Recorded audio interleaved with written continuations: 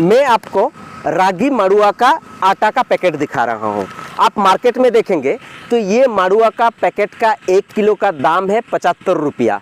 आप गेहूं का आटा का दाम देखेंगे तो लगभग 40 से 45 रुपया होता है।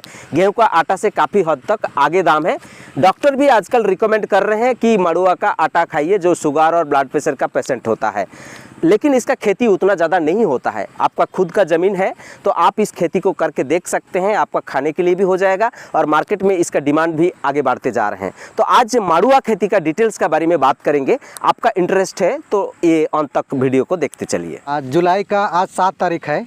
ये मड़ुआ का नर्सरी मेरा लगभग तैयार हो चुका है। लगभग इसका और 10 दिन बाद में हमने अगर पानी मौसम ठीक दिया तो उसको रोपाई करेंगे। नमस्कार बंधु, मैं हूं अरूप और आज अभी मैं एकदम आपलैंड, झारखंड का एक आपलैंड ज़मीन में हूं।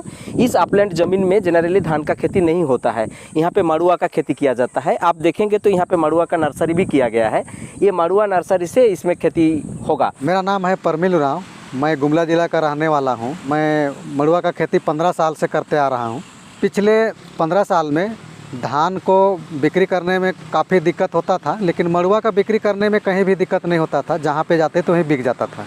इसका सीजन मेनली होता है कि जून और जुलाई महीना में बुआई या रोपाई किया जाता है। उसके बाद में एकदम 100 दिन के बाद इसका हार्वेस्टिंग होता है। मड़ुआ का खेती 2 टाइप से होता है। जैसे छिड़काव टाइप में कीजिएगा तो 5 से 6 क्विंटल होता है और रोपाई कीजिएगा तो 10 से 12 क्विंटल इसका प्रोडक्शन होता है। मड़ुआ का खेती जून जुलाई में जब पानी शुरू होता है, बारिश शुरू होता है, उस समय क्या करते हैं कि ज़मीन को जुताई करके उसको छिड़का दिया जाता है और उसमें कोई बहुत ज़्यादा देखभाल नहीं करते हैं और उसी में उतना उसका 5-6 क्विंटल प्रोडक्शन आ जाता है।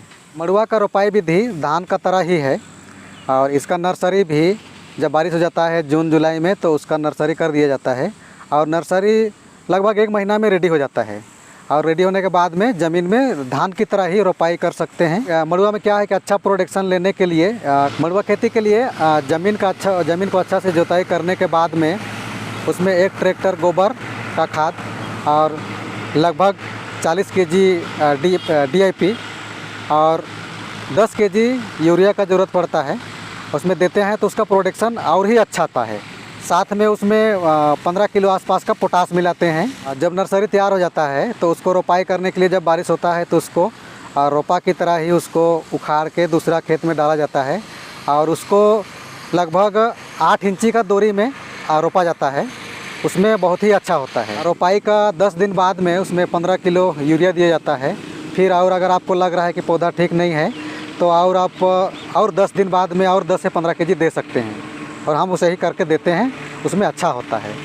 देखते हैं कि उसमें घास का मात्रा बहुत ज़्यादा हो गया तो आप उसको निराई कर सकते हैं, नहीं तो घास ज़्यादा नहीं है तो उसको निराई गुड़ाई करने का ज़रूरत नहीं है। ऐसे मोटा मोटी लगभग 100 दिन में पक भी जाता है। मड़ुआ खेती में अभी तक जितना हम देख रहे हैं कि कोई रोग बीमारी उसमें आता ही नहीं है। ज़्यादातर उसमें कोई आता ही नहीं है। अभी कोई विटामिन या तो कोई कीटनाशक उसमें देने का कोई ज़रूरत ही नहीं पड़ा है।